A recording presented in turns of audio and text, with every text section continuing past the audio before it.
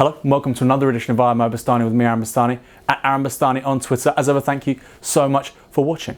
Today I want to talk about Labour, elections, electoralism. Now, I can hear some of you say, Aaron, please, we cannot bear any more eulogies about Labour. We get it, you like Jeremy Corbyn, he's your guy. Actually, I'm not just talking about Jeremy Corbyn, I'm not just talking about the Parliamentary Labour Party, right?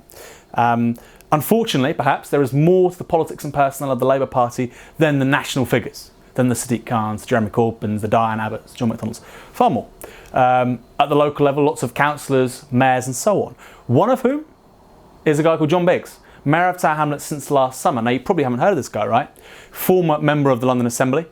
He has been the Mayor of Tower Hamlets since last summer. You may remember I interviewed Rahman Khan. She was the candidate, the continuity candidate really for Tower Hamlets first. She came second to John Biggs, the Labour candidate. So why am I talking about John Biggs? Well, last week, John Biggs decided to give himself a 10% pay increase. 10% pay increase. Now, this is a mayor who in 12 months has overseen council tax in Tower Hamlets go up by 4%. Okay? He has led on £17.9 million worth of cuts and 110 redundancies, right? So this guy, a Labour politician, John Biggs, is overseeing austerity. He's overseeing flatlining pay. Meanwhile, he's just given himself a 10% pay increase. Astronomical, right? £65,000 to £75,000, quite a lot of money. Now, you might say, well, the point of politics is that people are held to account, right? Opposing factions will, you know, make sure that sort of other people can't take the mickey. Well, that's been dealt with because the head of the Tory group in the Tower Hamlets council, a guy called Peter Gold, just got a 40% pay increase. 40%. John Biggs got 10%, Peter Gold's got 40%. In addition to that, every single Labour member of the council, all 23 of them, have been given new roles and effectively new pay increases, right? Really unbelievable. Everybody has been bought off by John Biggs. So, John Biggs, 10 grand pay increase. Peter Gold's 40% pay increase. Why? Well, because last summer, during those elections for the Mayor of Tower Hamlets where Biggs won, Gold told his people, his voters, give your second preferences to John Biggs. Rahman Khan, Tower Hamlets first, cannot win at any cost. Okay? He's now getting his reward. I think that's the definition of a stitch-up, Peter, old son. Meanwhile, Lutfur Rahman. Have you heard of Lutfur Rahman? Well, you should have.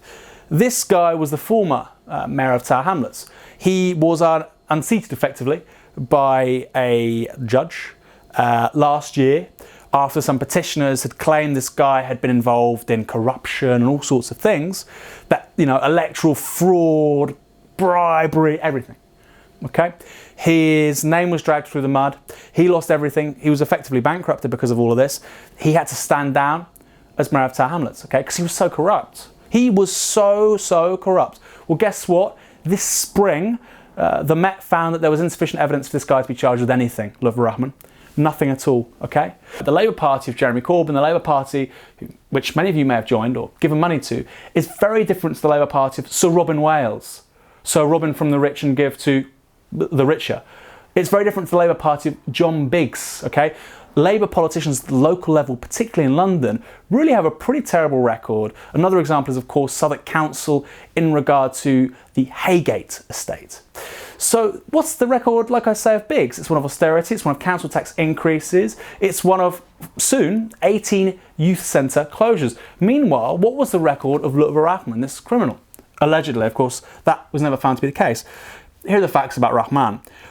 Under his watch in Tower Hamlets Council built more housing than any council in England and Wales. They introduced free school meals for every primary school child. They were the first in the UK to introduce the London living wage for all contractors. They kept full council tax benefit for every recipient. They were the only council in the UK to replace the educational maintenance allowance, the whole thing. That was scrapped in 2010. They kept it at the local level. They introduced a £1,500 bursary for every single student from the borough that attended university. They were the first UK council to ban contracts with firms that blacklisted trade unionists. They were the only council not to charge for elderly personal care, and until 2015, all provision remained free.